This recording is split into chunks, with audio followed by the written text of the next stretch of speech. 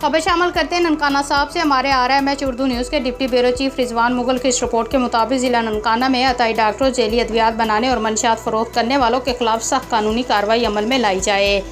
Drug inspector jelly अद्वियात बनाने और फ़रोख्त करने वालों के खिलाफ बिला इम्तियाज़ कार्रवाइयाँ जारी रखें। Deputy commissioner Nankana Ahmad Naik. ननकाना साहब जेली डॉक्टरों, बगैर लाइसेंस क्लिनिक और मेडिकल स्टोर्स चलाने और गैर कानूनी तौर पर अद्वियात तैयार और फ़रोख्त करने वाले कौमी मुजरिम हैं और किसी रियायत के मुस्तक नहीं।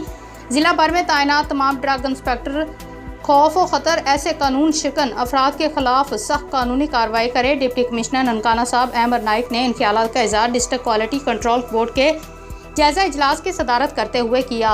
इजलास में एडिशनल डिप्टी कमिश्नर रेनियो Jannat Hussain Nekokara, district health officer doctor Kamran Wajid, secretary district quality control board Asma Rashid, child specialist doctor Azhar Naeem समेत तीनों तहसीलों के ड्रग इंस्पेक्टर्स ने शिरकत की।